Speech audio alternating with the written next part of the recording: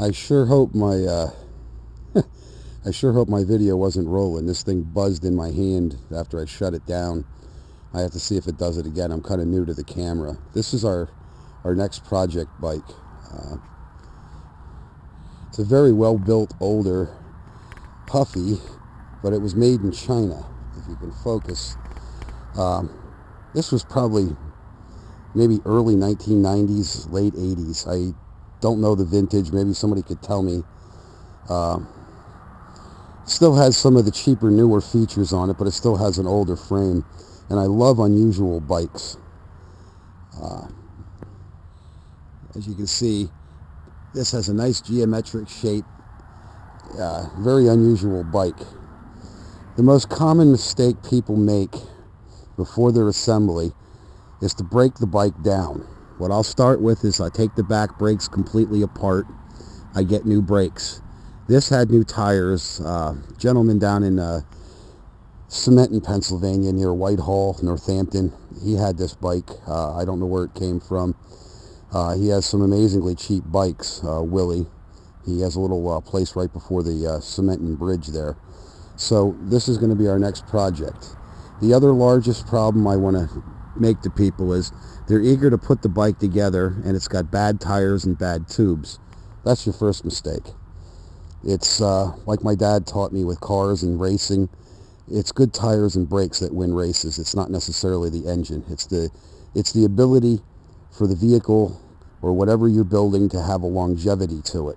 To survive a stock car race, I put brand new brakes on every time. I don't rely on something unless I'm mid-season and I'm confident with what's on the machine.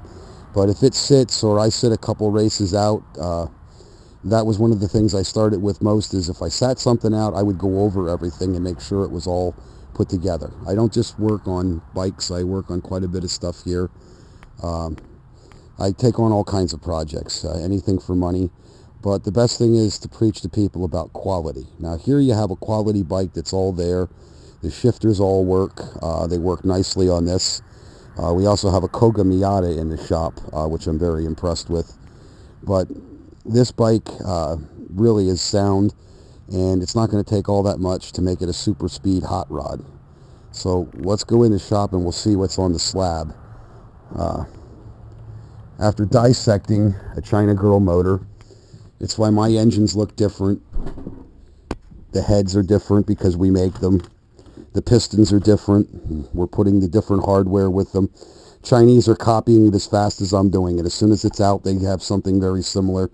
This is one of my engines. My cat's been sleeping on it. That is our very next project motor.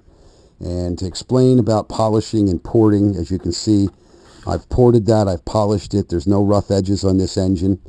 I didn't seal this yet with the magneto. This all comes together, by the way, with the Kyosha products in it. The Japanese engines are far superior to the Chinese stuff that's on the internet. It's just a more solid engine. The castings are truer. The bolt holes, they don't strip out. The bolt depths, they take a little bit more time, so the engine naturally costs me a little bit more money besides the piston and the head that I put inside these engines. Now this one basically is not ready to go. I had some different thoughts about it before I got the engines done. There's 4 of these here, and 2 4-cycle engines. We haven't even played and taken them out of the box in over 2 years yet. Next summer, because I'm going to build a trike. This is how it starts out, and the most common mistakes are people don't fit the engine to the bike. Here, Fred Chominski has a video out. He does the same exact thing I do. You can move these bolt holes up or down, over and side to side. Biggest mistake people make is not fitting this part of the engine to the frame of the bike to make it concentric. Don't be afraid to machine it. The bolt depths are almost 1.25 inches deep. I don't have anything to insert. I have to find a nail or a screw. That's not even hitting bottom. It's binding up on something.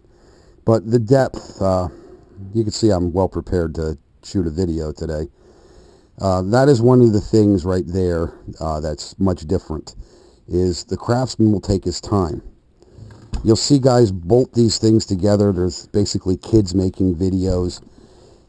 The saddle mount right here that goes on the post, sometimes it's not all the way up against the post. Machine it out. Make it fit your post. The tighter this engine fits, the less trouble you're going to have with it. And believe it or not, these metals are soft. A lot of the other bike builders I see, like Sinister Bikes, these are a soft aluminum alloyed metal, okay? There's a couple different various trade names for this metal. It's an alloyed aluminum. It's not a true aluminum in the aspect. It's more closer to a white metal, which, as people know, you can't weld it. It's junk. Once you really chink it or strip it, you've got a real problem on your hands. So taking that time to make the fit is all the other difference. The other thing that I'm very critical about when I put these engines back together, or I just get them all in pieces in a box from the little boogers overseas that send them to me, before I make my own parts and stuff and make them basically an American engine, this gear, a lot of people are having trouble with the chain hitting the housing. And as you can see, right here we have some slag to take off where it actually came out of the... These are made in a sand casting mold. I don't know if people actually know how these engines are made, but they're made in a sand casting. And these castings I found from this company are fairly decent. This is one of the first ones I've actually found anything like this in the ill casting marks, but they've been churning these engines out. They've caught fire here in the U.S., but people are thinking they're going to buy that Chinese kit and it's going to perform something like us guys have here. You're going to get it to run, I guarantee you. A lot of them, they run right out of the box, but they don't stay together long. And the reason for it is just that. It's the craftsmanship and the quality inside the engine. There's a lot of pitfalls to these engines. Those are your first mistakes that I'm starting to cover. So I'm hoping to head down to Dan's shop maybe later on today. I don't know if Dan's back. He went on vacation with his wife. He's like me. He's older. Let him enjoy his life. Older dogs need to play too. But let's cover some of the mistakes that people are going to make. The largest mistake is I have a dirty workbench here. I'm not ready to go to work. I'm just starting the video and showing you the bike, and then we're going to do the big head and the build. It's why our bikes are worth a shit and the other bikes aren't. Fred Shelminski is the only other guy that you're going to get anything worth a shit off of. Most of the parts on the internet, they're mass-produced. The surfaces don't mate. You have a lot of problems. Let's put it this way. Buy it from the masters that wrote the book on it, and you got yourself something. You want to buy that other stuff? That's like throwing shit at the wall and hoping it sticks and doesn't slide down the wall. It's eventually going to slide down the wall. As you can see, this is some quality built stuff, and it's getting better and better. And as Fred and I are getting older and older, the Chinese are copying us as fast as we can make it. But we're still going to offer you an American product at, at an affordable price. And you don't have to go to the Chinese or the internet to find parts for it, because we make the parts and we have the parts. So, large difference. Thank you.